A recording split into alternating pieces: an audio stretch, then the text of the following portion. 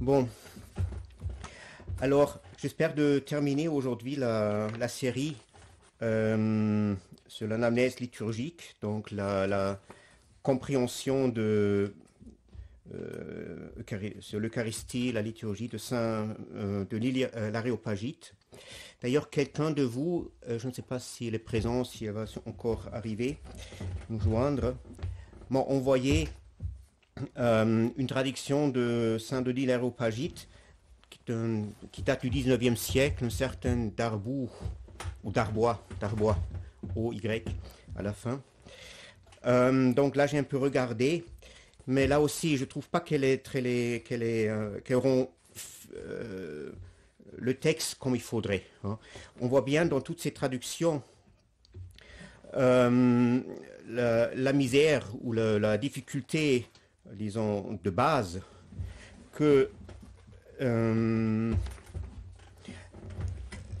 la compréhension et la vue, le regard que Saint Denis l'Aréopagite porte sur l'Église, sur ses mystères, tout le mystère du Christ, est quand même extrêmement différent de ce que nous vivons aujourd'hui.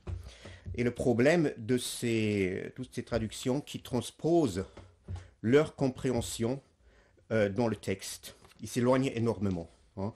On voit très bien qu'ils ne peuvent pas s'imaginer que le christianisme soit quand même quelque chose d'autre, hein, que ceux qu'ils ont habitués, de ceux qu'ils ont habitués depuis leur enfance, de leur catéchèse. Hein. Il faut vraiment dire que ils ne se rendent pas compte de la césure qui marque quand même l'histoire de l'Église et qui est responsable pour l'évolution et le développement des églises historiques, qui est quand même quelque chose très différent, hein, de ceux qu'ont vécu ou conçu des saints-pères, des spirituels comme l'auteur du corpus de Saint-Denis. Hein, donc, malheureusement, ces traductions ne sont pas très utilisables. Donc, je les remaniais toujours lorsque je les cite. Hein. Donc, c'est pas non plus un bon français, mais reste plus fidèle au texte. D'ailleurs, ce qui est très intéressant, je vais encore revenir au cours de la conférence aujourd'hui. On voit quand même qu'il y a une conscience assez claire de cette rupture qui s'ouvre, ou cette césure qui marque finalement la vie de l'Église et qui provoque, on peut dire, une division, une scission dans l'Église qui fait qu'à l'intérieur de l'Église se crée une Église parallèle. Hein, par exemple, il y a une petite remarque de Saint Denis l'Aréopagite à la fin justement de la description qu'il donne du mystère de la synaxe que nous sommes en train de discuter, où il dit, là il traite la communion, la distribution des saints dons aux fidèles, en concluant que la multitude, hein, la grande foule, il ne voit que les symboles, tandis que le hiérarque, il est amené par le symbole à la réalité noétique de ce mystère qui est célébré. Hein. Cette petite remarque qu'il y a deux différents, disons, niveaux de vécu ne revient plus dans la théorie, dans les considérations sur le mystère. Hein.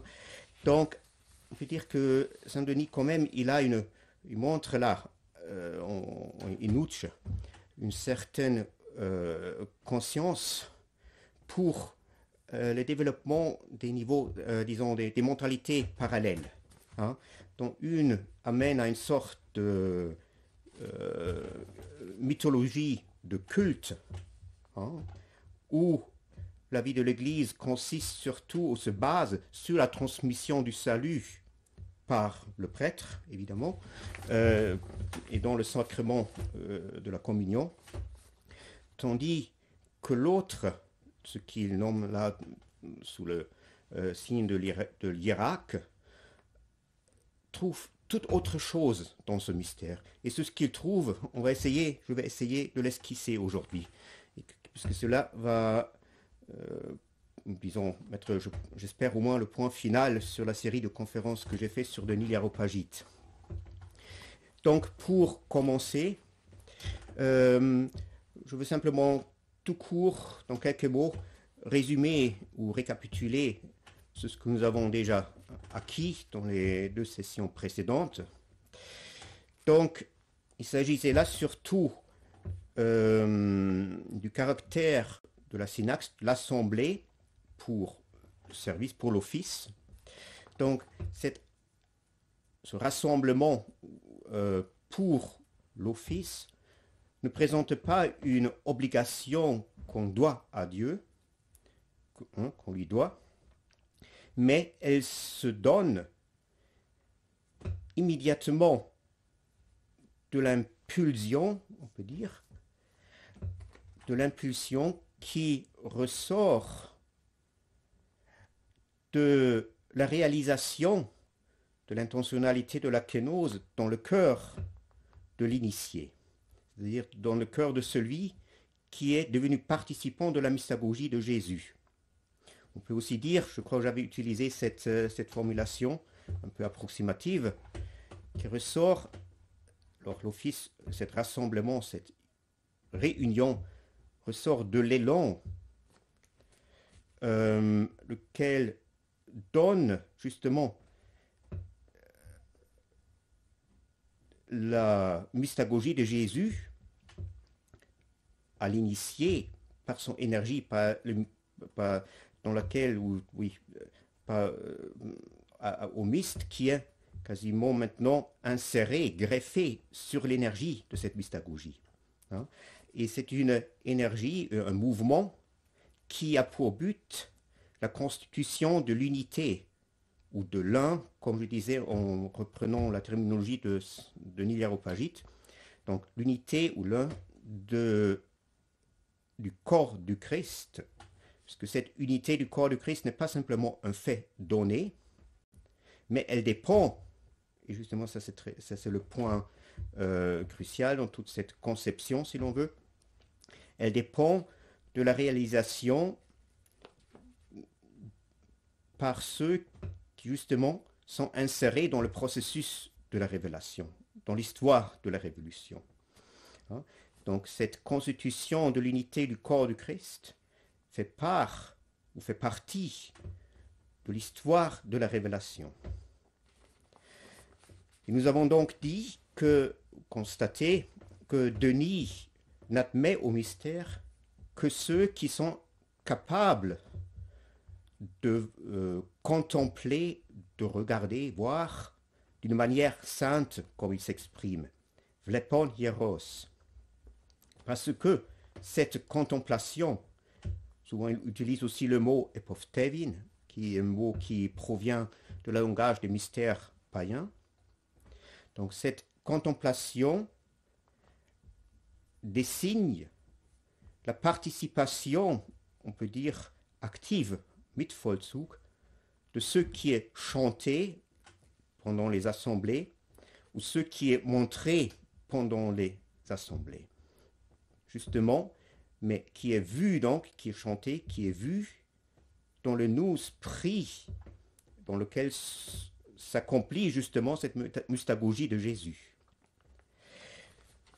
Donc je vous cite maintenant un texte, quelques phrases de Denis l'Aréopagite, aussi du troisième chapitre de la hiérarchie ecclésiastique,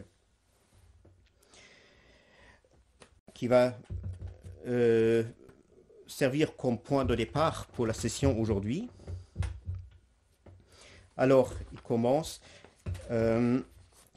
C'est ainsi que tout l'ordre des saints rassemblés, l'ordre rassemblé des saints,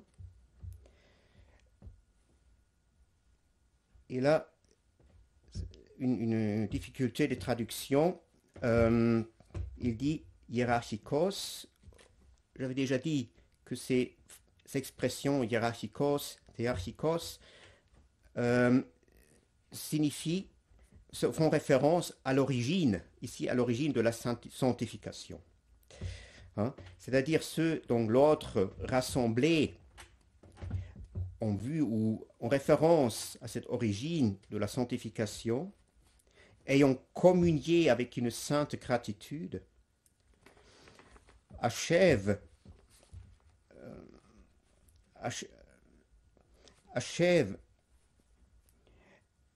l'action de grâce, ou rend grâce, oui, moi je reste assez, je reste assez littéral, hein, même si c'est un peu trébuchon, mais c'est le mieux, achève les actions de grâce des œuvres théurgiques.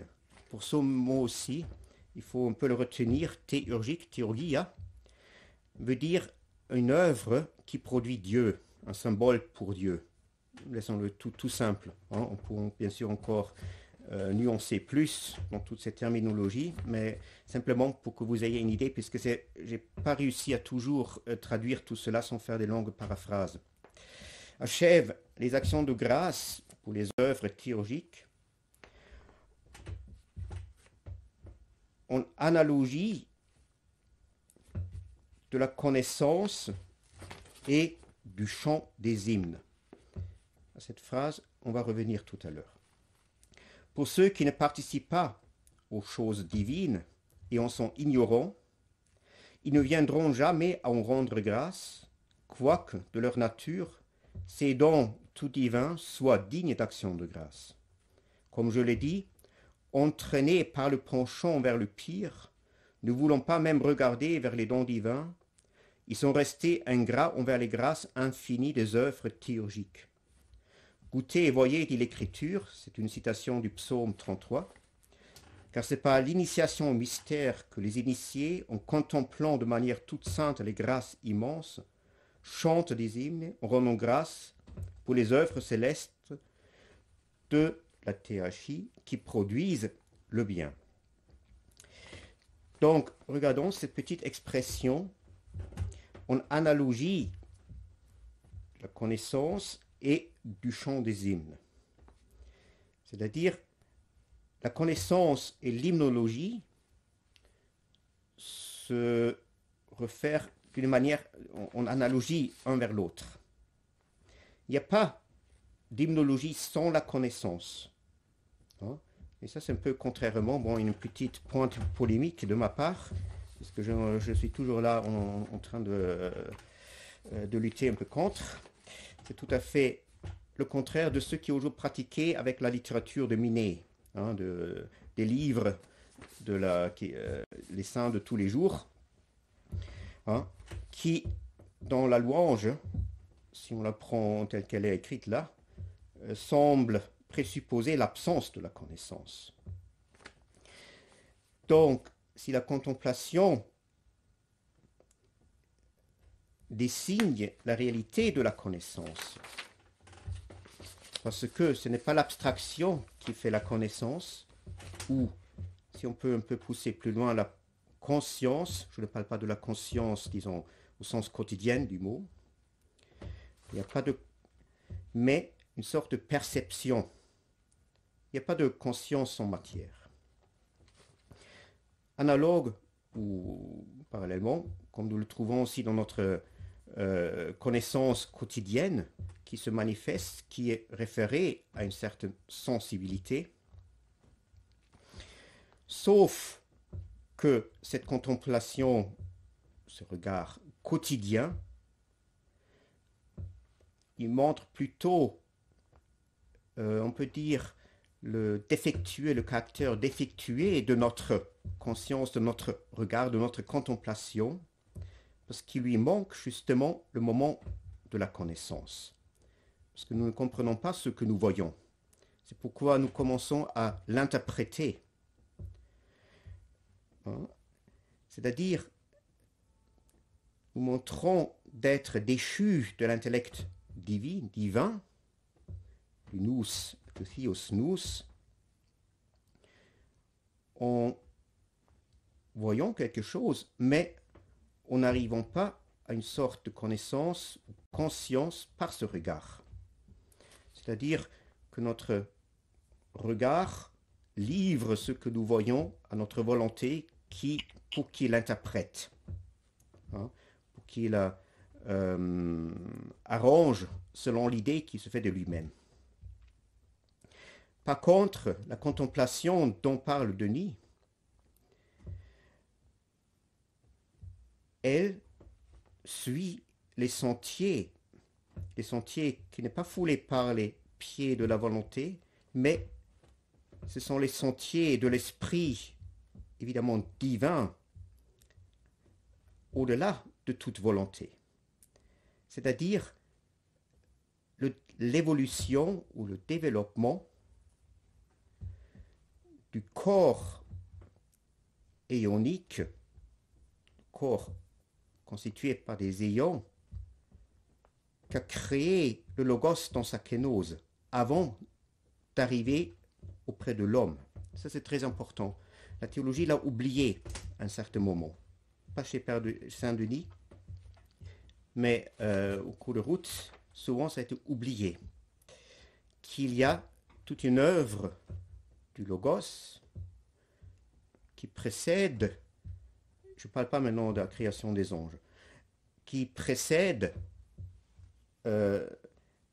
l'accomplissement de l'arrivée du Logos anéanti, le Logos dans la kénose auprès de l'homme, mais dont la manifestation ensuite présuppose d'une certaine manière l'homme, qui est quasiment déposé, on peut dire, dans une sorte d'inconscient dans l'homme. Il s'agit que l'homme, en ranimant Logos de cet anéantissement, commence aussi à devenir le sujet de la manifestation de ces œuvres du Logos. C'est ça que saint Paul veut dire lorsqu'il parle dans une petite citation, première épître aux Corinthiens, 2e chapitre, où il dit qui des hommes connaît ce qui est de l'homme, sinon l'esprit de l'homme qui est en lui. De la même manière, personne n'a connu les choses de Dieu, sinon l'Esprit de Dieu. Mais nous n'avons pas reçu l'Esprit du monde, mais nous avons reçu l'Esprit qui provient de Dieu, pour que nous voyions, que nous connaissons ce qui nous a été gratifié par Dieu. Donc, ce mot analogos, il s'agit, revenons à notre texte de Saint-Denis, ce mot analogos se réfère à la production de la parole glorifiante qui glorifie Dieu,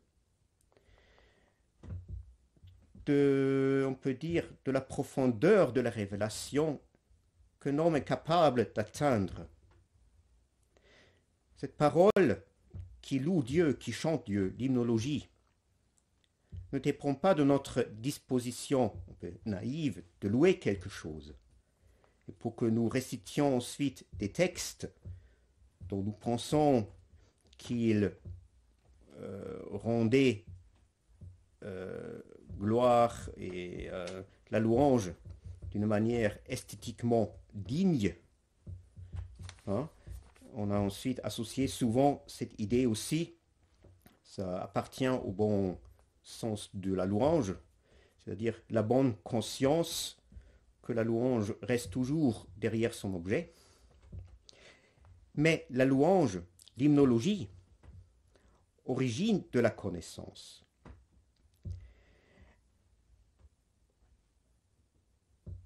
C'est-à-dire, cette parole, cette hymnologie, c'est on peut dire, une forme, de l'esprit, si je reprends aussi la citation de saint Paul que je viens de citer, une autre forme de l'esprit qui est en train de scruter les profondeurs de Dieu comme les siens. Et justement, il scrute sur la base, et ça c'est très important à comprendre, il scrute ces profondeurs de Dieu, et ces profondeurs de Dieu sont justement ces formes éoniques de la kénose, de l'anéantissement du logos.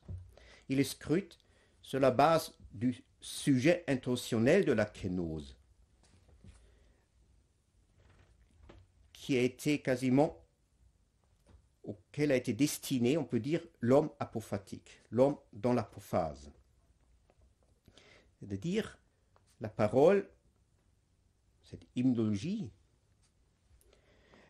il est la vie du nous, de l'intellect, qui a été engendré dans cette apophase radicale. On va encore revenir un peu plus préciser au cours de route sur ce que je viens de dire. Donc regardons un peu cette origine de la parole, de cette parole. Je remplace maintenant simplement le mot hymnologie qui est un peu inconfortable par le mot parole. Oui. L'origine de la parole, c'est la croix. La croix du Christ, évidemment. Parce que la croix forme l'entrée, on peut dire le Übergang, le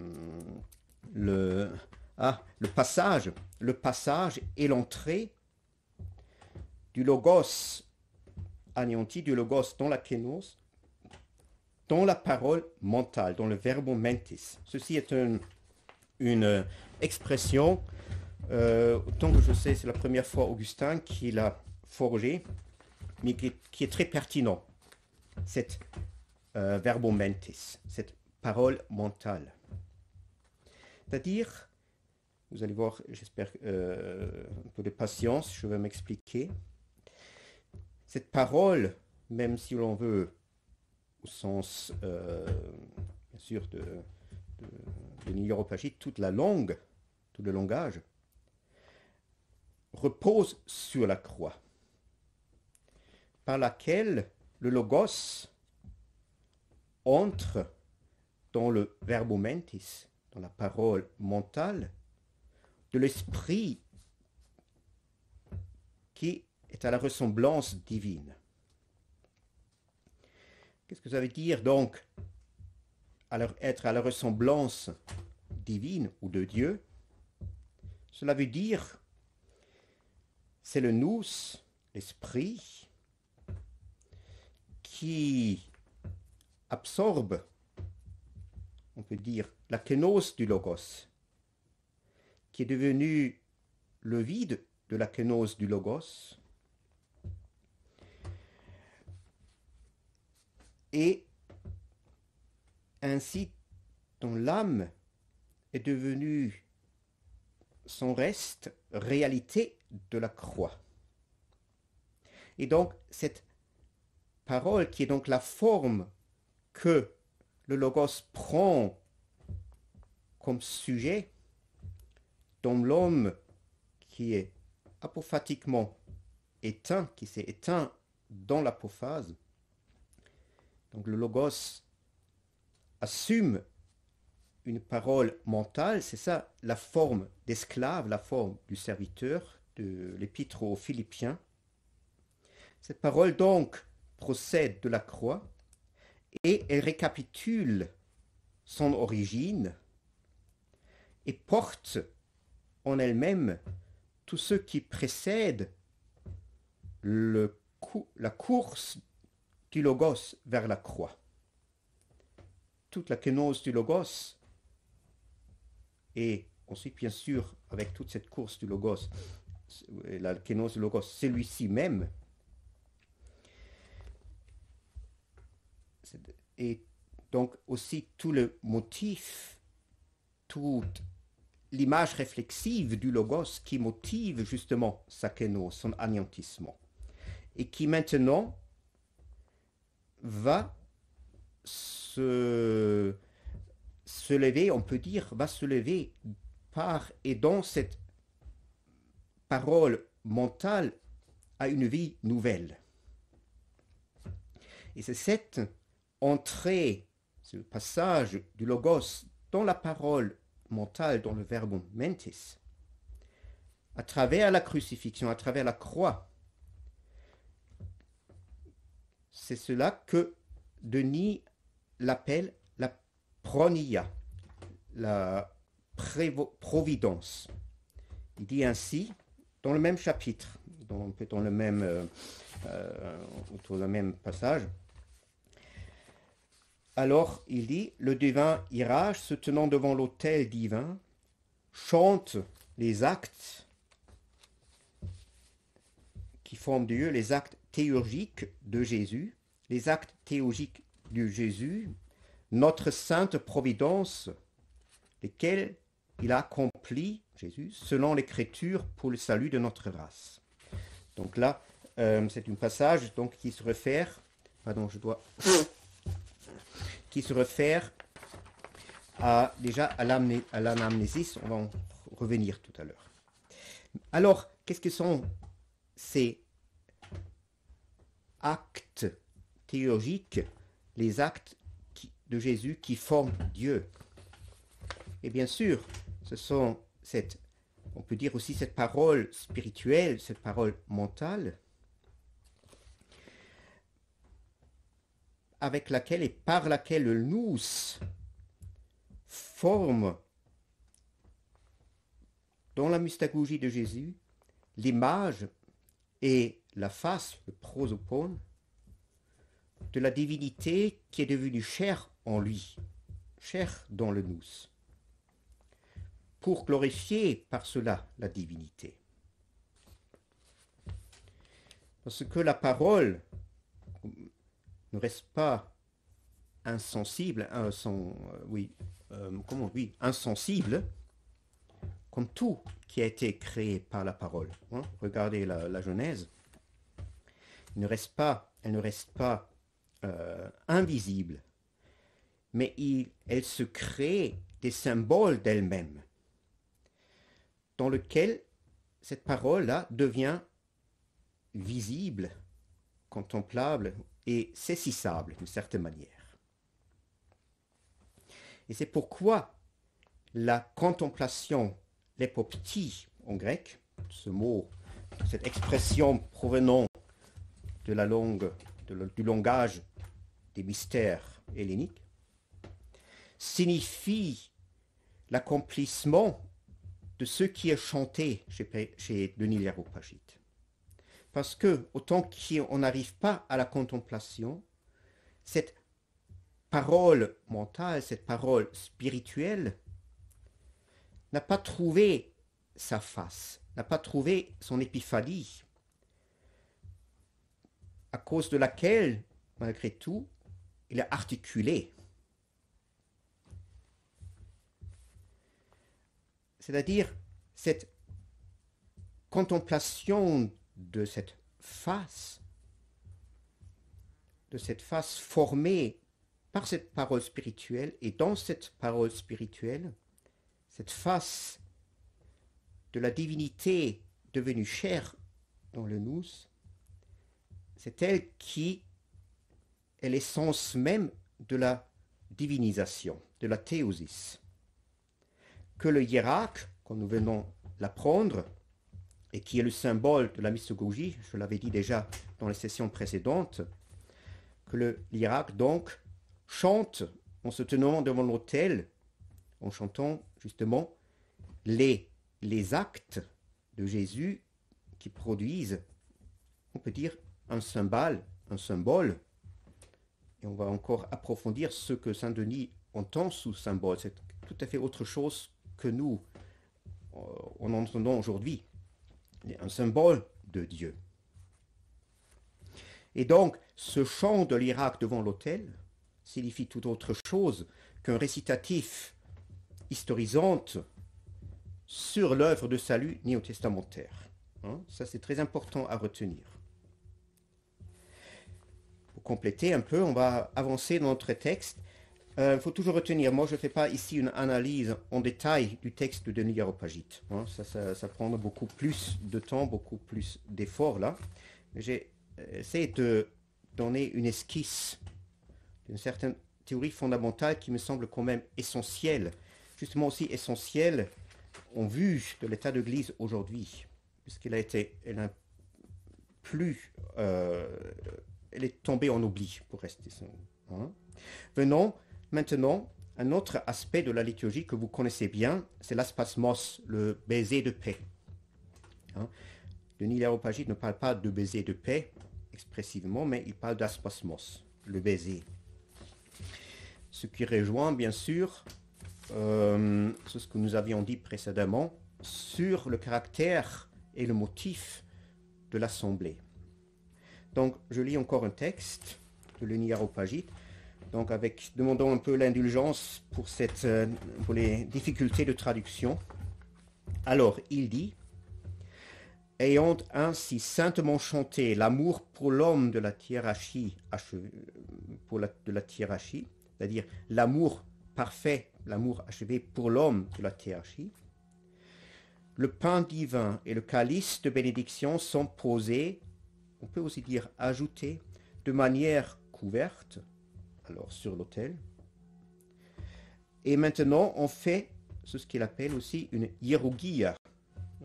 On fait l'œuvre divine, l'hiérogie, du baiser tout divin.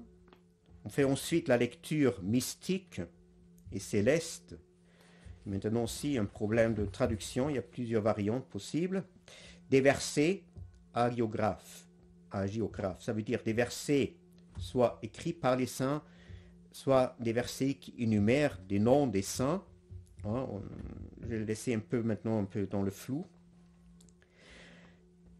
Car maintenant, la justification de cet acte, car ceux qui sont divisés avec eux-mêmes, on peut aussi comprendre en eux-mêmes, ne peuvent être rassemblés vers l'un, voilà l'unité du corps, ni participer à l'union paisible, là on a le mot paix, de l'un. Si nous sommes unifiés dans l'assemblée uniforme et divine, en étant illuminés par la contemplation et la connaissance de l'un, nous ne laisserions point tomber dans les convoitises qui nous divisent et lesquelles sont produits les inimitiés matérielles et passionnelles entre les êtres de même nature. Donc il est inutile d'accentuer dans ce contexte que le baiser, l'aspasmos, n'est pas simplement un signe d'un lien humain, d'une simple sympathie humaine. C'est pourquoi déjà Denis l'appelle un baiser divin, tout divin, theotatos, et qui n'est pas échangé, simplement mutuel, comme on se donne un baiser de salutation, de revoir, ou je ne sais pas, mais il accomplit comme une hierogia, comme une œuvre produisant le saint. C'est-à-dire, ce baiser, il le signe pour le fait que ceux qui participent au mystère, il faut que je recommence, il le signe pour le fait que la face de Jésus a trouvé sa réalité, sa forme, dans et par justement la parole spirituelle, dans tous ceux qui participent au mystère. En même temps, ce baiser signifie l'intimité la plus profonde possible, qui était rendue possible justement par la formation de la parole mentale, de la parole spirituelle ou de l'esprit. Ce baiser est on peut dire, une unification, une union mutuelle, en même temps qu'une communication. C'est-à-dire le plus haut degré de communication, autocommunication de cette parole de l'esprit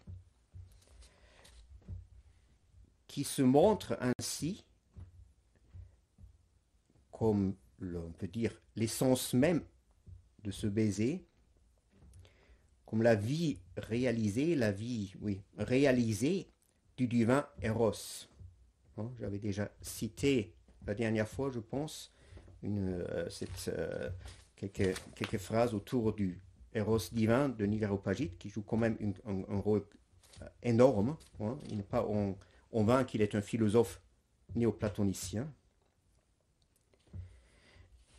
C'est-à-dire, cette intimité du baiser ne signifie pas seulement cette union, cette unification vers l'unité, vers l'un du corps, dans l'élan de l'éros divin, mais en même temps, il signifie la capacité de concevoir, de absorber, on peut dire maintenant, la réalité de l'hymnologie. C'est-à-dire la réalité de l'hymnologie, de cette parole de l'esprit qui s'infuse dans sa propre face. Cette parole de l'esprit n'est pas simplement perçue et assumée par l'écoute, hein, pas plus qu'il est prononcé par la bouche seule, hein, comme on ne prend pas par la bouche seule les saints dons. Hein, c'est pourquoi on dit souvent dans l'écriture, il ouvra la bouche et il dit, ou que celui qui a des oreilles pour entendre, qu'il entende. C'est-à-dire, cette parole, elle est reçue de la même manière qu'elle est donnée, c'est-à-dire par le baiser et dans le baiser. Alors, c'est en ce sens-là que ce baiser signifie cette intimité approfondie, ou on peut dire augmentée jusqu'à une sorte d'unité, hein, qui est initiée, qui est gestiftet, qui est initiée par cette communication mutuelle et qui est en même temps une présupposition nécessaire pour accomplir le mystère de l'Eucharistie. Hein? C'est-à-dire, ce baiser signifie, si l'on veut, d'une certaine manière, l'autel, hein, en guillemets un peu, sur lequel se trouvent les dons encore recouverts. Et c'est ainsi que saint Denis commente ce baiser. L'œuvre de la hiérurgie, de la formation divine, de la création du saint, là j'ai pris formation divine, c'est peut-être pas trop mal, impose, je pense, comme une loi, cette vie uniforme et indissociable en implantant le semblable au semblable, to homoio, et séparant les contemplations divines uniformes des choses divisées. Donc, c'est ça le baiser. En grec, to homion enidriousa. La greffe réciproque, mutuelle, de cette parole de l'esprit. C'est-à-dire la parole qui est ressortie, prend son origine de l'entrée du Logos par la croix et qui récapitule toute l'histoire du Logos avant la croix et bien sûr ensuite après, et qui est donc la forme a servi la forme de esclave du Logos. C'est-à-dire, cette intimité du baiser signifie la forme parfaite de cette parole d'esprit, de la verbum mentis,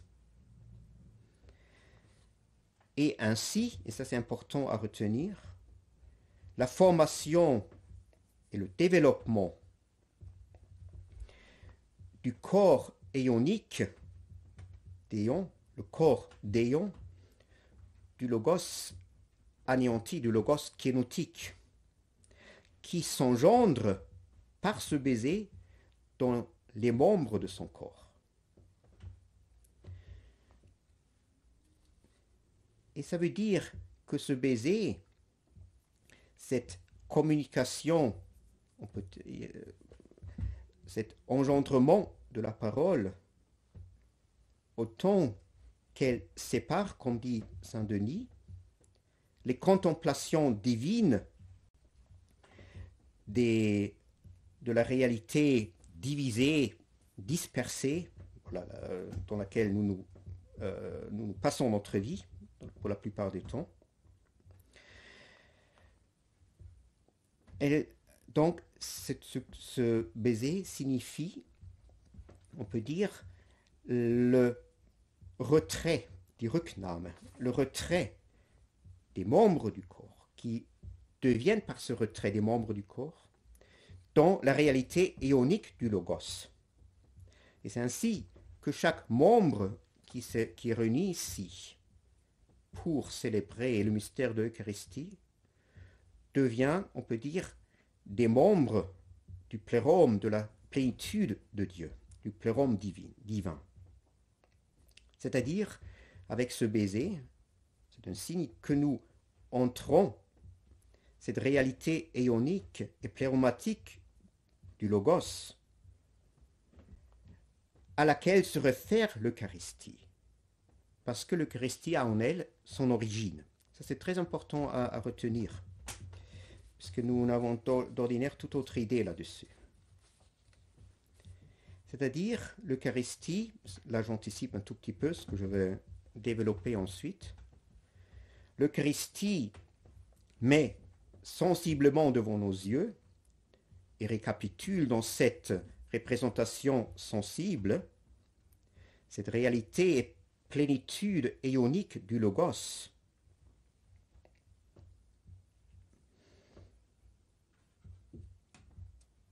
C'est-à-dire l'homme en soi, l'homme, disons, primordial de la révélation, dont le sujet devient justement le sujet dans l'histoire de la révélation devient justement cette verbum et cette parole d'esprit qui prend son origine dans la croix. Et là, vous avez le petit chaînon.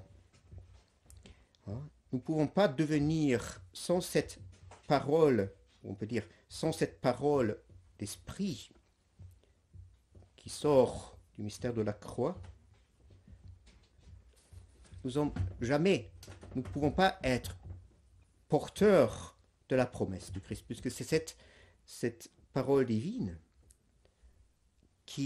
cette parole d'esprit, cette forme que le Logos prend en passant par la croix, qui fait que nous soyons sujets de l'histoire, justement, de la révélation.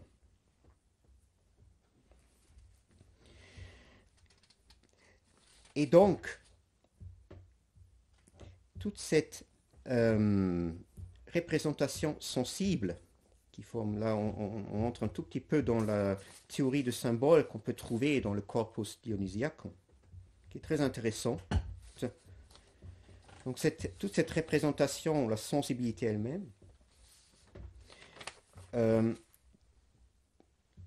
dans laquelle la parole d'esprit, le verbum mentis, doit comprendre sa propre réalité qui est, comme on dit, noétique, intellective, ou intelligible. Cette représentation sensible ne se réfère pas à la réalité, disons, matérielle de l'homme déchu, comme on le prétend très souvent aujourd'hui. Pour justement justifier une sorte d'ecclésialité à travers une idée de transmission du salut par les sacrements. Mais cette représentation sensible s'accomplit justement euh, dans cette création éonique du Logos dans la kénose, cette création éonique de son corps de révélation du Logos kénotique. Je veux revenir sur cela. Je ne vais pas peut-être très clair là pour la plupart, mais j'espère que ça va s'éclaircir dans la suite.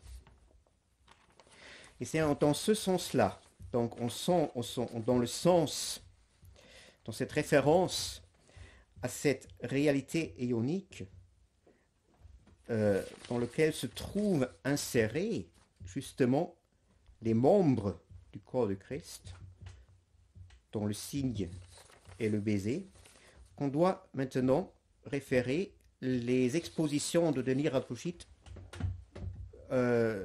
sur l'anaphore, puisque l'Eucharistie se réfère à ce corps éonique, qui coïncide, on peut aussi dire, à l'homme nouveau, ou à l'homme primordial de la révélation.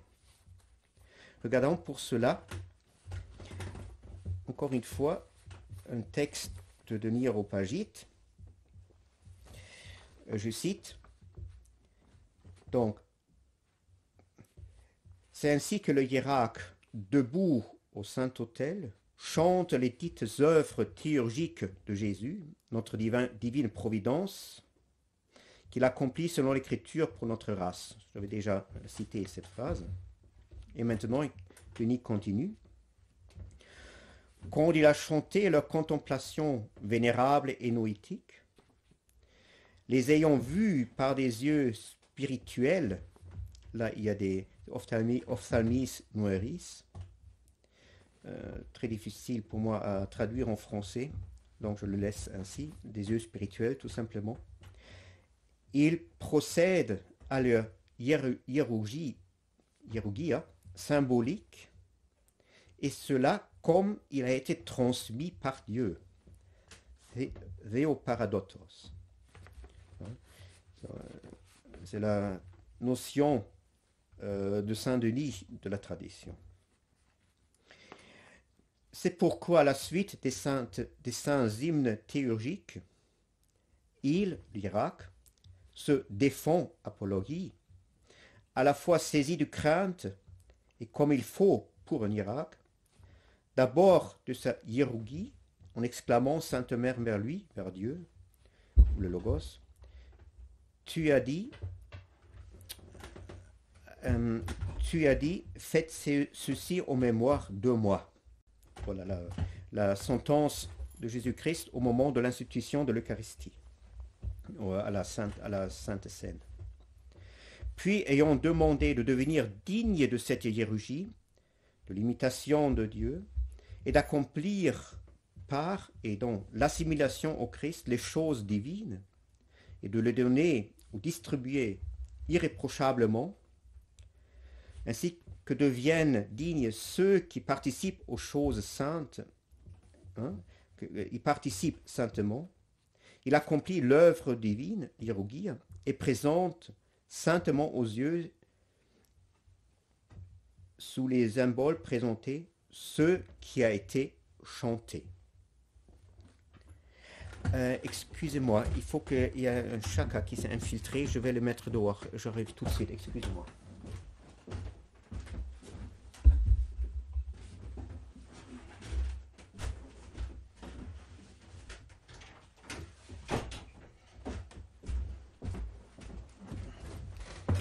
Pardon, l'accident. Alors, commençons à regarder ce paragraphe que je viens de lire.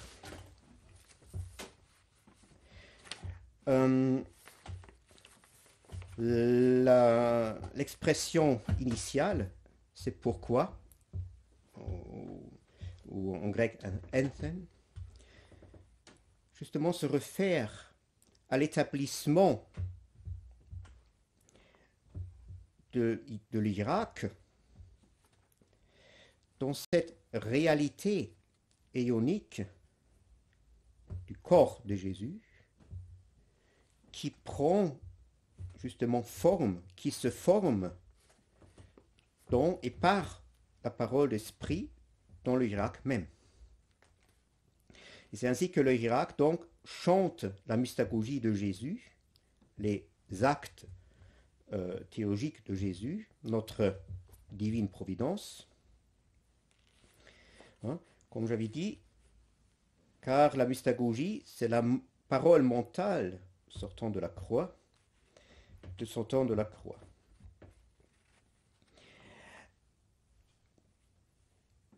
C'est-à-dire cette entrée du Logos, donc, produit la parole et initie l'adepte dans les secrets de la vie divine,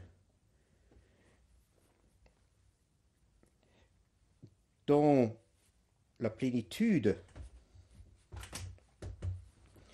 se communique, comme je viens de dire, là je reprends un peu ce que je viens de dire, c'est peut-être pas très nécessaire, se communique par le saint baiser, dans l'intimité du saint baiser, par lequel tous ces participants au mystère produisent l'intégrité, la pleine intégrité, ou la plénitude de la pleine intégrité du corps du Christ, la plénitude de la kénose, un dans l'autre. C'est peut-être ça aussi que une petite association que vise le psalmiste dans le psaume 39 lorsqu'il dit tu as multiplié en moi, tu as fait en multitude, Seigneur mon Dieu, tes merveilles en moi, et rien ne peut être comparé, ne peut égaler tes pensées. Je les ai annoncés et je les dis, ils sont devenus une multitude au-dessus de tout nombre, de tout nombre. Hein. Excusez-moi pour la traduction, vous pouvez vous-même regarder, c'est le psaume 39,6. En tout cas, ça n'a pas trop d'importance, c'est une association qui m'est arrivée en écrivant cela. Donc, pour aller plus propre, serrer un peu de plus près notre texte, nous avons déjà dit que la contemplation noétique, spirituelle, par des yeux qui en sont capables, signifie l'accomplissement, der Vollzug, mystagogique de l'hymnologie. Il est très remarquable à cet endroit-là, où il parle, un texte où Denis parle de l'anaphore, il ne cite pas le texte de l'anaphore, mais il parle plutôt d'une prière que prononce le Irak, par laquelle celui-ci demande d'être capable ou digne, lui et les participants. Hein, là, il n'y a pas de différence apparemment. D'accomplir le mystère. Comme je dis, cette prière ne vise pas seulement le célébrant, mais implique aussi les autres participants au culte. Aussi remarquable et en plus, que cette prière ne demande pas la transformation des saints dons, c'est-à-dire que Dieu accorde que devienne ce qui n'est pas encore, mais qu'il demande la maturité et la dignité pour ceux qui participent à pouvoir participer au culte. C'est-à-dire, comme dit un auteur, mon père spirituel, il disait ça au sujet à un moment donné dans un livre. Je vais mettre le titre en dessous de la publication à YouTube. C'est en allemand, c'est normalement assez compliqué. Je vais mettre quand même. J'essaie ici une traduction. Alors là, ça va aller. Donc, dans cette demande de l'Irak, la perfection de l'initié de l'initiation, la perfection initiatique des participants au culte est nommée comme une présupposition incontournable pour pour l'efficacité sacramentelle du symbole.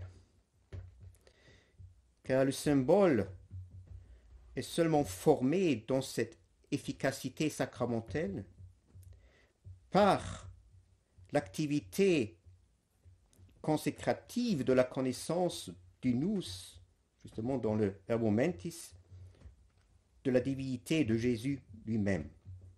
Donc qu'est-ce que ça veut dire?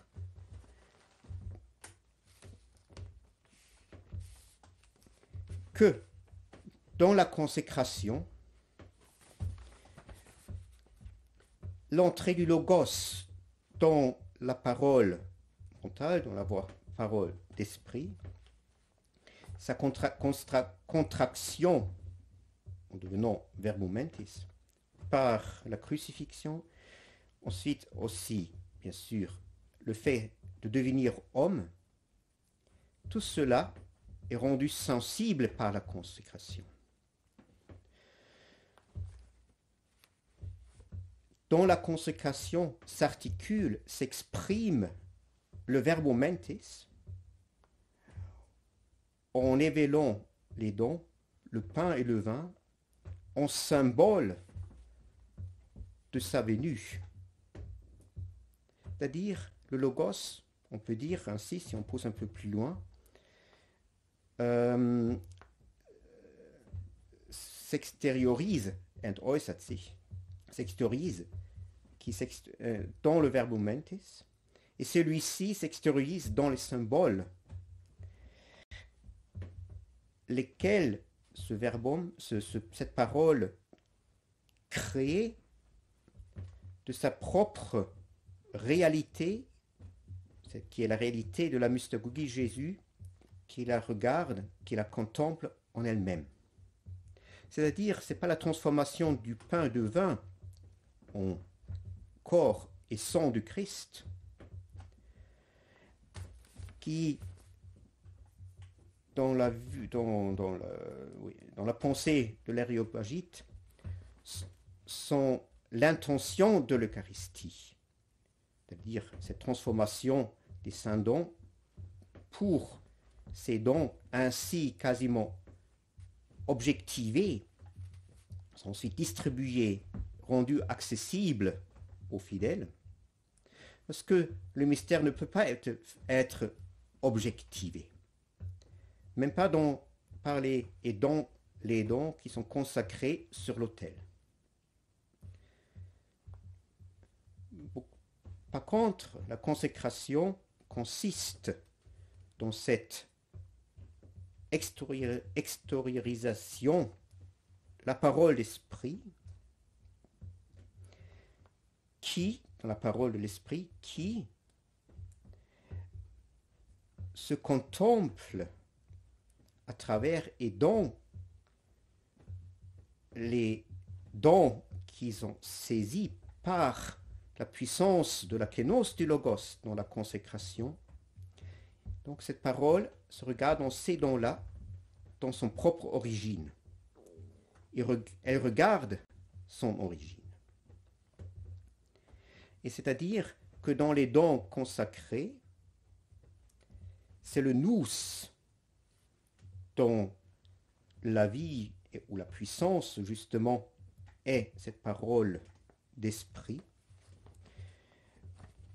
C'est-à-dire, donc, c'est ce nous-là qui se contemple en étant élevé au rang de la révélation même du Logos. Il se regarde lui-même.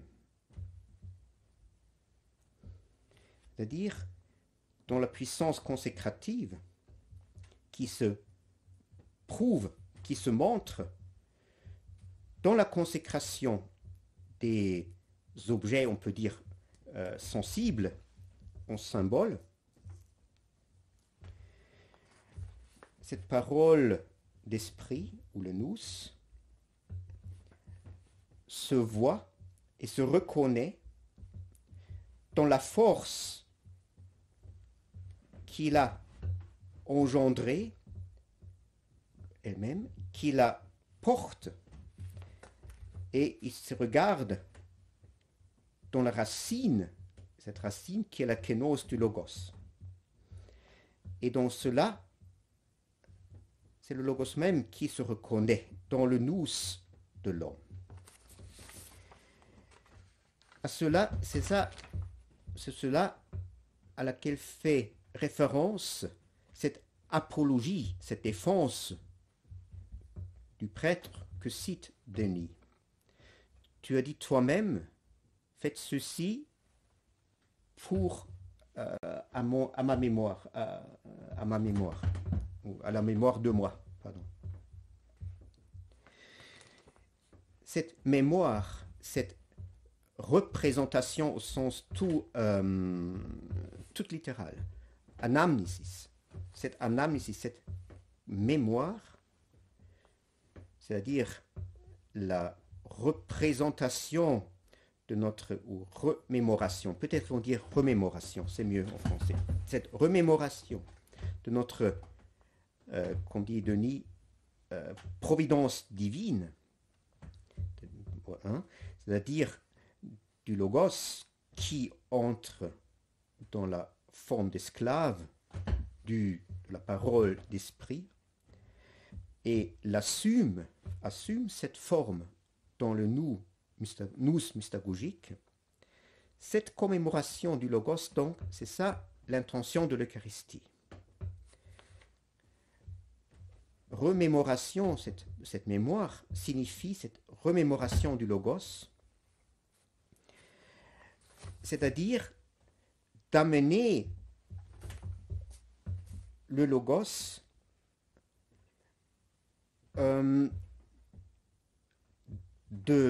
du commencement, de l'origine que lui-même a posée dans sa kénose, jusqu'à la perfection de sa révélation dans le nous de l'homme, où il se regarde, où il devient contemplable, on peut dire. C'est-à-dire cette remémoration de notre providence divine, c'est-à-dire Jésus-Christ, signifie l'engendrement de l'homme éonique primordial, de l'homme qui ressemble à Dieu, à la ressemblance de Dieu.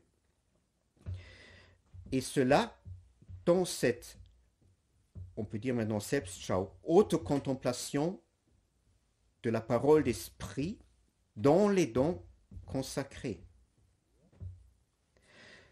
Et en correspondance, les dons consacrés ne sont pas distribués pour que participent de manière sacramentelle au Christ ceux qui ne peuvent pas y participer autrement, c'est-à-dire à cause d'une transmission du salut par le prêtre, mais pour accomplir, achever, parfaire l'impetus de l'histoire de la révélation qui est à la base de la synaxe, comme nous l'avons déjà dit, hein, à la base de cette unité indissociable du corps de la révélation. C'est ainsi que Saint Denis dit, je recite encore, « Car il dépeint par cela, par les rites, d'une manière sensible comme dans des images, en mettant sous nos yeux Jésus le Christ, notre vie noétique intelligible, qui dans l'amour pour l'homme a pris notre forme en sortant de la dissimulation divine pour devenir parfaitement et sans confusion homme, et pour aller tout en étant un par nature vers notre partialité, c'est-à-dire notre être dans la division. Appelant par cet amour bienfaisant pour l'homme la race humaine à la participation de lui-même et de ses propres biens, en tant que nous serons unis à sa vie toute divine par notre assimilation à celle-ci, autant qu'il est possible, Nous communierons ainsi en vérité à Dieu et serons accomplis par les choses divines. C'est ainsi donc dans ce passage-là que Saint Denis ramène tous les fils de sa théorie, on peut dire, eucharistique, symbolique eucharistique, de symbolisme eucharistique. Donc, comme j'ai dit, les dons sont consacrés pour mettre sous nos yeux, d'une manière sensible, Jésus-Christ, notre vie noétique,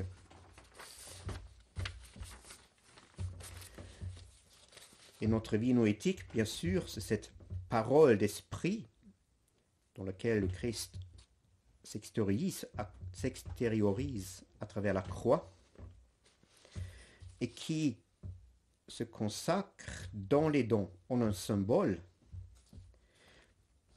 pour qu'elle, cette parole, se contemple, se perçoit comme la face réelle de Jésus, et donc dans la face de Jésus qui se reflète dans justement cette ressemblance divine réalisée justement dans cette symbole. C'est-à-dire sans la contemplation, sans le regard saint, cette hieros vlepon,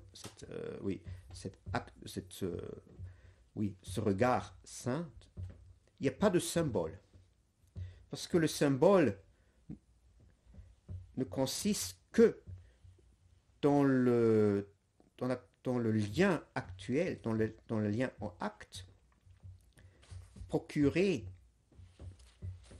ou le lien acte entre l'esprit qui est en train de consacrer et l'objet qui est élevé au rang de symbole par cette consécration.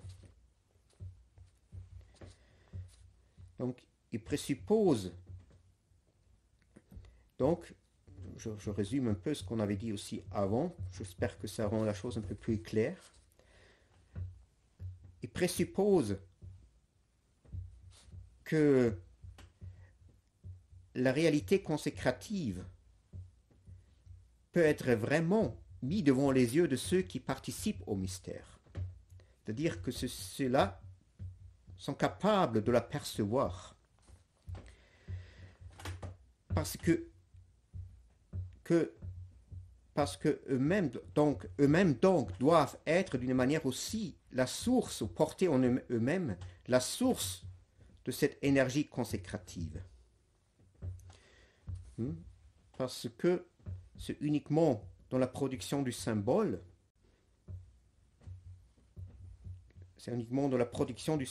que cette parole d'esprit se contemple, se voit, se perçoit, ainsi que cet événement, tout ce qui est cela, das Geschehen, l'événement, ne peut paraître devant des yeux qui produisent le symbole. Le symbole n'est jamais indépendant de l'acte de le voir. Très important à voir, parce que nous avons d'ordinaire une idée du symbole qui part d'un objet indépendant de la compréhension du regard qu'on y porte.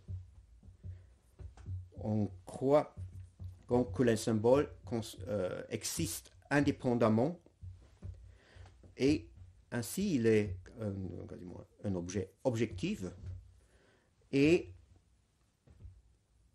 c'est l'acte de l'intellect de l'interpréter. Il faut bien comprendre que si le symbole, pour Saint Denis, est étroitement lié à l'acte consécratoire, au moins en ce qui concerne l'Eucharistie, indissoluble de cet acte consécratoire.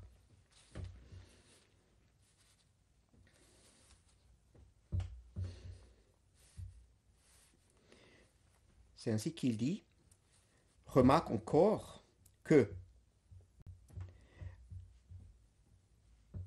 s'ils ont ajouté, là il parle de certains noms qu'il faut ajouter, des noms des saints. J'avais déjà parlé des diptyques dont il fait allusion. Remarque encore qu'ils sont ajoutés aux saintes commémorations. Ce n'est pas que la mémoire divine se révélerait par une forme sensible à la manière humaine, mais on pourrait dire de manière convenable à Dieu, selon la connaissance précieuse, indélébile en Dieu, des formes divines, parfaites. C'est-à-dire, symboliser quelque chose ne signifie pas de représenter une idée, une pensée par une forme sensible, en considérant ensuite cette forme percée comme un symbole. C'est ça, comme je viens de dire, l'erreur commune qu'on commet justement en regardant parfois l'art religieuse, dont on pense qu'elle interprète aux laïcs qui restent en dehors, en principe, du mystère, justement, qu'elle interprète ce mystère, qu'elle lui fait comprendre. Mais le symbole n'existe que dans cette autocontemplation de parole d'esprit, et dans celui-ci, et autant que cette parole se comprend, se saisit par la consécration dans le symbole, dans l'objet qui devient le symbole. Et c'est donc en cela qu'elle remémore le mystère du logos kénotique en vue de sa corporisation dans la parole d'esprit. Et donc, c'est ainsi que tout ce mystère de la parole de logos dans la kénose devient sensible dans ici le pain et le vin, et devient une notion, une connaissance. C'est-à-dire, nous pouvons dire que cette consécration forme une sorte de conscience.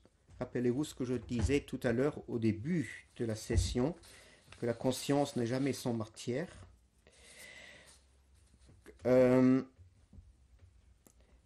Et l'Eucharistie forme une sorte, par la consécration, une sorte de conscience,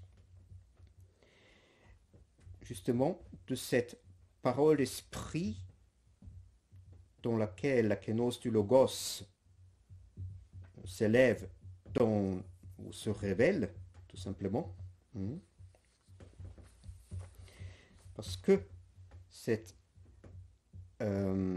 intentionnalité du logos se matérialise on peut dire, dans un être, dans une essence concrète, justement par cette consécration.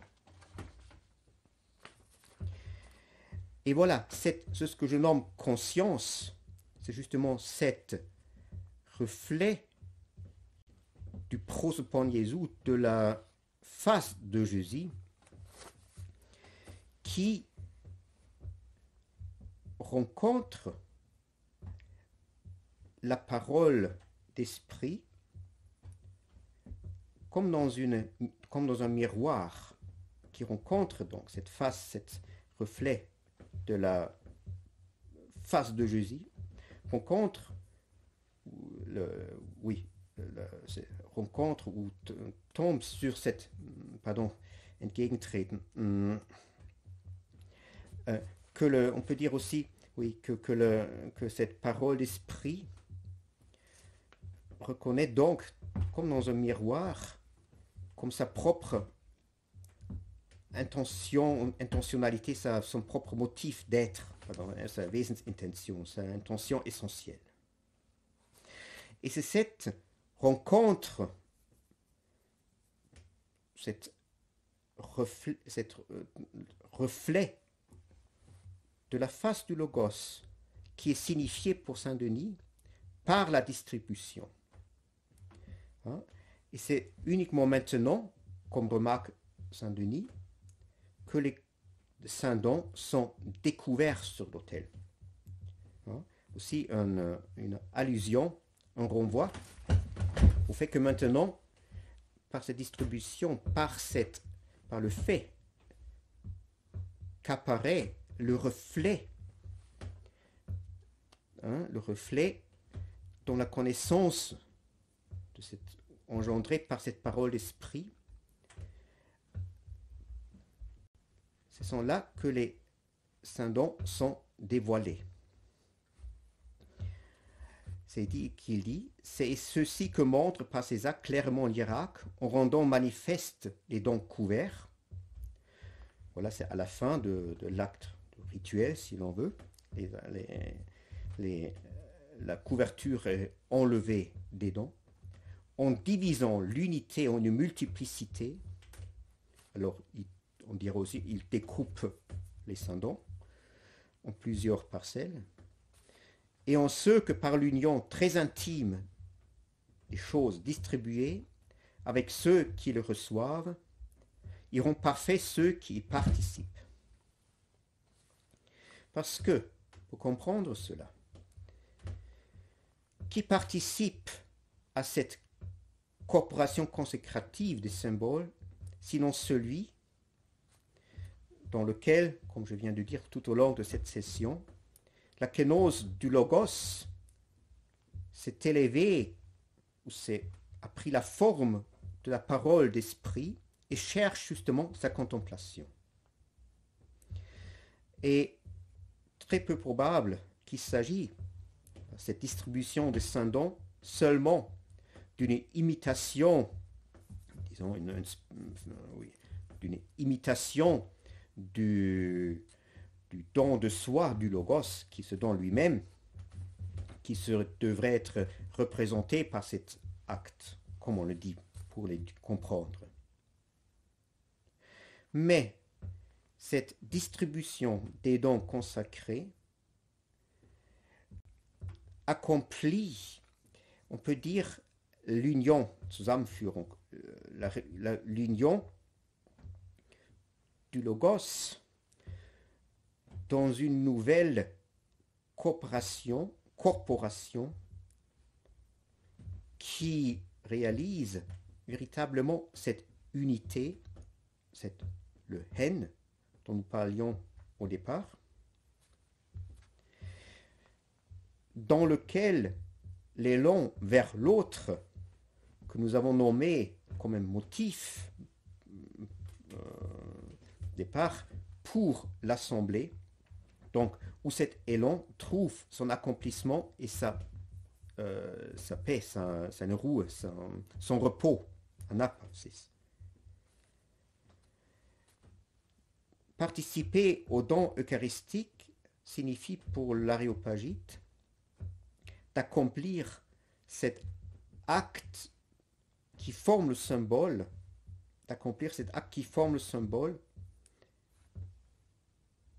sur les dons reçus. C'est là seulement qui devient pour nous un symbole. Et cet accomplissement résulte dans une face de révélation, une face révélatrice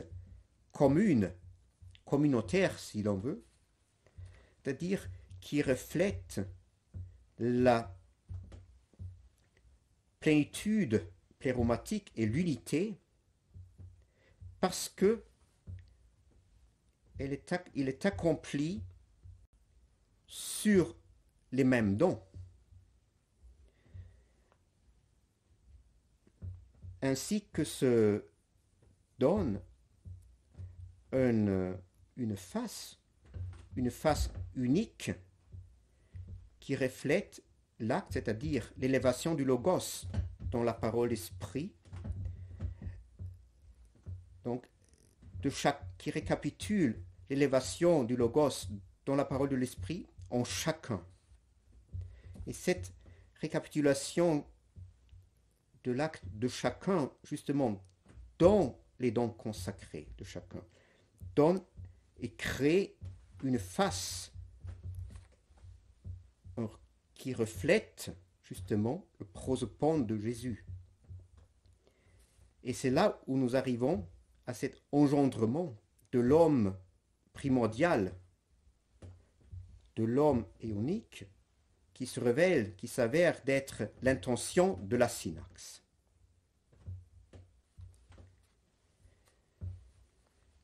Et c'est ça donc, cette hénéon, comme dit cette uniforme, cette chose unique, que le hiérarque révèle dans ses actes pour le distribuer, c'est-à-dire, dans cet acte de distribution, c'est-à-dire que cette hénéon, cette chose unique, cette unité, ce l'un,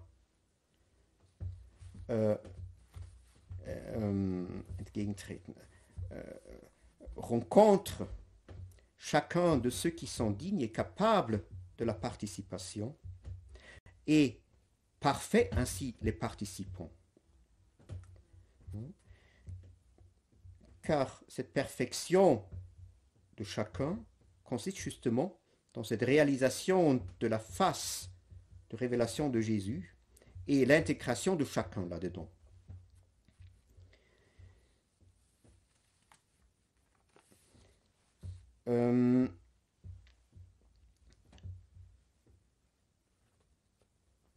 Donc dans le symbole, dans la connaissance qui fait le symbole, puisque comme je viens d'exposer, le symbole ne consiste que dans un acte de notre connaissance et dans laquelle la parole d'esprit, cette verbum mentis, se ramène comme dans un miroir en même temps à sa racine. Cette racine, qui n'est rien d'autre que la kénose du logos, est transférée dans l'union intentionnelle de tous ceux qui participent. Ainsi que le logos se divise dans la multiplicité des participants, ainsi il se réunit à travers les multiples, la multiplicité, dans une face sacramentelle du culte qui récapitule chacun des participants et le réintègre dans son unité. Et c'est ainsi qu'est engendrée la communion de l'Église, la communion de l'Église. C'est-à-dire comme une unité indissoluble, indestructible de l'homme qui ressemble à Dieu, l'homme éonique.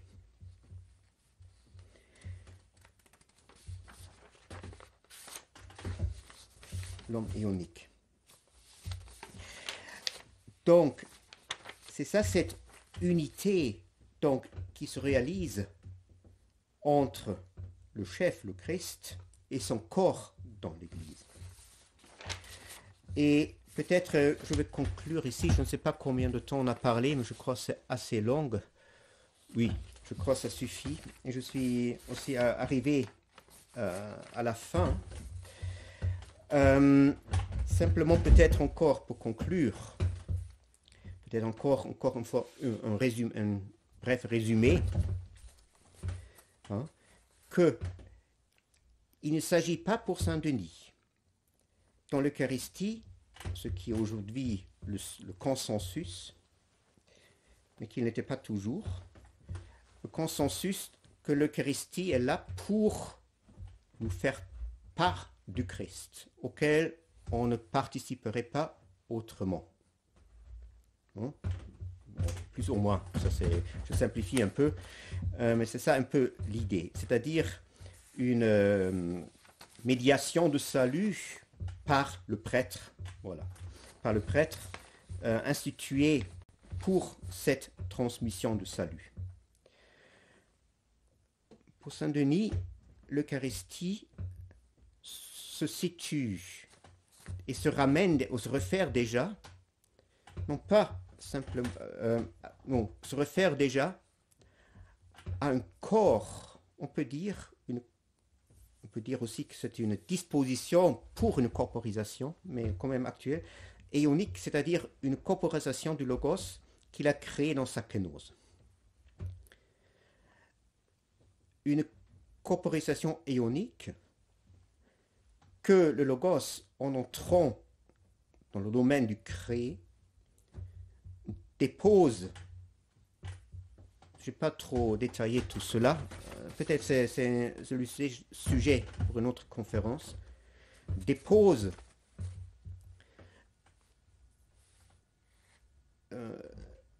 dans, on peut dire, ce qui doit devenir le sujet, qui doit ensuite élever ce qu'il a déposé et développer. Hein? Elle doit quasiment, cette corporisation, on peut dire que ça c'est l'homme éonique, l'homme qui forme véritablement l'Église. Et c'est cet homme-là que le sujet, on a dit que le sujet se donne au moment où le logos origine à travers la croix, prend la forme à travers la croix de ce que j'appelais ici du verbum mentis, en me référant un peu à Augustin, qui est une expression très utile, et que cette verbum mentis, donc, contient le tout déposé par le logos et va maintenant le faire évoluer, pour le dire ainsi. C'est à cela, donc, à ce processus-là où s'insère, où s'enracine le mystère de l'Eucharistie comme son accomplissement. Hein? Un accomplissement qui est caractérisé par le fait de la connaissance de la profondeur du logos, de tout le logos, par justement cette parole d'esprit qui regarde justement dans les dons consacrés, justement tout qui est capable de récapituler et contempler dans le don consacré tout le processus de logos. Et ainsi, cette parole voit dans ce processus son propre origine, son propre devenir, son propre essence. Et que cela forme la base de l'unité et de l'union des membres de l'Église.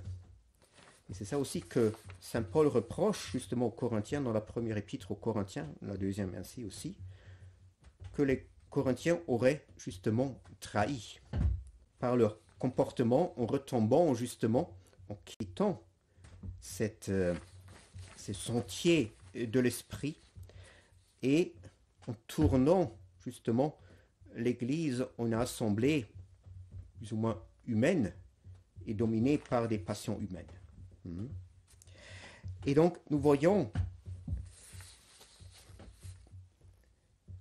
on peut donc saisir dans cette vision que nous présente Denis l'Aréopagite de l'Église, du mystère de l'Église, on peut saisir un peu l'écart qui caractérise aujourd'hui la vie actuelle, envers la vie actuelle de l'Église. Nous avons beaucoup historisé l'Église. C'est une Église historique qui aussi justifie par une continuation à travers l'histoire. Cette fameuse succession apostolique, je ne conteste pas l'existence d'une succession apostolique, mais elle est fort douteuse qu'elle se transmet à travers l'histoire comme elle est conçue aujourd'hui. Cette succession apostolique consiste plutôt dans la capacité, justement, de faire le lien avec le mystère du Logos dans sa kénose, et pas simplement à une généalogie d'institution. Et cette institutionnalisation qui va pair et qui a besoin d'une réinterprétation de sacrement. C'est elle qui marque la chute de l'Église. C'est une véritable chute. Et qui est aussi le sort, à mon avis, fatal pour l'Église. Et l'Église a tout intérêt de redécouvrir, de revenir à ce qui sont véritablement leurs racines. Pour ceux qui s'intéressent un peu plus pour cela, il y a une remarque dans le... Pardon, j'ai un auteur plus récent, Alexander Schmemann, je pense qu'il n'est pas un inconnu pour vous, qui parle aussi, je crois que c'est dans un de ses livres majeurs, la théologie liturgique, où il parle justement d'une césure qui a eu lieu dans l'Église, une césure qui a changé profondément l'identité liturgique de l'Église. Au moment où justement entrait dans l'Église une foule de gens, de païens, justement il s'agit de la période, disons, 4e, 6e siècle, si on peut dire ainsi, étant capables de comprendre et accomplir le véritable mystère de l'Église que lui, il explique par une perspective eschatologique. Une perspective eschatologique qui part de la présence de l'Église, qui fait de la présence du Christ, présence du Christ dans l'Église, qui fait de la présence du Christ la raison d'être et la raison des offices de l'Église. Et pas une présence abstraite, mais une présence, disons, vécue. Et donc, eschatologique aussi ne veut pas simplement dire la perspective vers un avenir, vers un futur, mais vraiment vers la fin de tous, comme le Christ est la fin de la loi, en ce sens-là. Cette entrée donc de foule changeait profondément l'identité de l'Église, qui maintenant devient une institution qui doit organiser les foules et les éduquer. Donc là, les offices changent de caractère. Les offices deviennent un moyen pour transmettre à des gens qui ne savent pas un certain savoir. Ce qui fausse profondément la conception des... la conception des sacrements et justement du vécu de l'Église. J'avais déjà dit que souvent tombe chez les saints-pères, lorsqu'ils traitent d'un sujet qui s'apprête, un peu d'une certaine conscience de cet écart, qui est quasiment deux, si vous voulez, fils de tradition, un fil, qu'on peut dire, constitué par cette mythologie du culte, de la transmission du salut par une caste de prêtres à une foule d'ignorants, et ont marginalisé justement une pratique des sacrements qui présuppose que la kénose de Christ est devenue réalité dans l'homme. Ce que je vous avais annoncé déjà au départ, maintenant je trouve pas la note que j'avais ici, voilà. Cette petite phrase que Saint-Denis fait à la fin de l'exposition du mystère, c'est-à-dire dans ce qu'il appelle une partie du chapitre qu'il appelle le mysterion, le mystère. Alors, oui, donc, je ne vais pas maintenant traduire toute cette petite phrase, simplement, oui, pas que, tandis que les simples fidèles, la foule, la multitude, ils ne peuvent jeter le regard que sur le symbole, sur le divin symbole, tandis que le miracle lui-même, celui le célébrant, etc., dans l'esprit théarchique, est amené vers l'origine des, des rites sacrés, pardonnez-moi la traduction, par et dans les contemplations bienheureuses et intelligibles. Hein? C'est là où Saint-Denis pointe sur l'écart quasiment infranchissable entre deux différents vécus de l'Église. Et peut-être cet écart, il a toujours existé d'une certaine manière. Le problème aujourd'hui, et qui a profondément changé la vie de l'Église vers un déclin progressant, à mon avis, c'est que le niveau de vécu de l'Église que symbolise ici Saint-Denis par le hiérarque, il a complètement été refoulé. Il a été complètement marginalisé, il n'apparaît plus, même plus dans la théologie. Plutôt la théologie est devenue même responsable de l'oubli. Et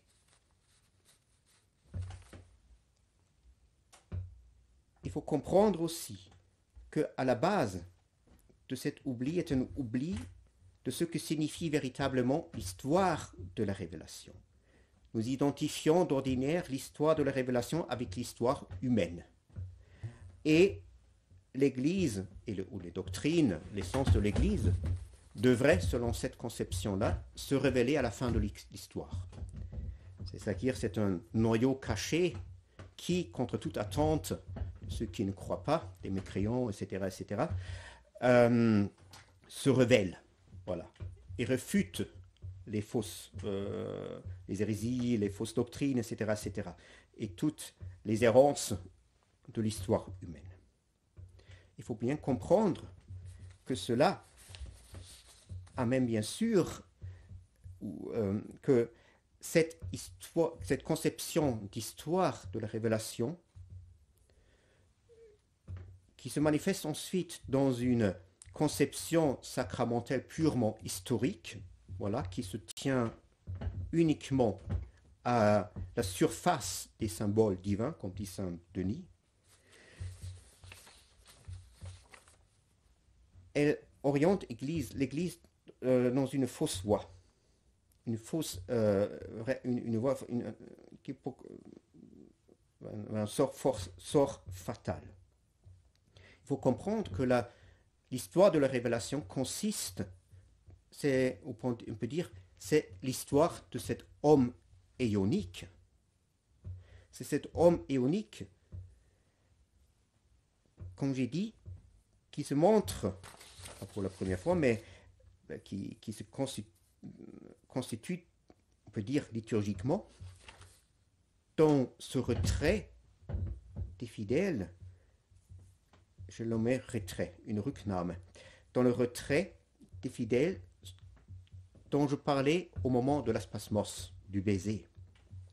C'est là où cette communauté rejoint justement, on peut dire, la réalité de cet homme éonique. Et c'est là où elle devient capable de célébrer justement l'Eucharistie qui nous donne sens uniquement en référence à cet homme éonique de l'histoire de la révélation, qui est le but de l'histoire de la révélation, puisque c'est ça, l'homme qui est à la ressemblance de Dieu. Donc, en lisant, on peut-être, je vais terminer maintenant, je ne vais pas trop prolonger. Il vaut bien la peine d'utiliser ces textes, peut-être, ou pas peut-être, d'utiliser ce texte, de lire ce texte en vue justement d'une anamnèse, de ce que signifie pour les anciens véritablement l'Église. Lorsque nous lisons ces textes patristiques, que nous nommons patristiques, nous partons de l'idée d'une continuité, une congruence plus ou moins, avec nos propres idées. Cette présupposition, bien sûr, si j'ai déjà les lunettes sur le nez, je vais les toujours trouver. Hein. Malgré, on va ensuite essayer de, comment dire, faire disparaître les fissures, etc., etc. Il y a différents stratagèmes maintenant. Mais peut-être, on ferait mieux, même si c'est pénible et pas facile au départ, de relire ces textes sans avoir la présupposition que ce texte doit correspondre à notre vécu et à notre pratique ecclésiastique. C'est là où réside toute la valeur de ces textes. Et ça donne aussi une autre vue sur l'histoire de l'Église, une vue peut-être plus salvifique, puisqu'elle nous permet, elle nous donne un certain discernement, elle nous donne une compréhension de ce qui s'est passé. Hein. Autrement, nous risquons, tout en nous croyant être dans l'Église des bons chrétiens, nous risquons de nous perdre dans l'histoire humaine. Une histoire humaine qui, pour utiliser ce mot devenu courant, qui est apocalyptique, hein, qui n'a dans son sein rien de bon et rien de salvifique. Donc, en ce sens-là, je pensais de vous présenter, bien sûr, c'était dans des mots-clés, il faudrait beaucoup plus développer ces choses-là. Les aspects, ces considérations de Nyarapojit sur la liturgie.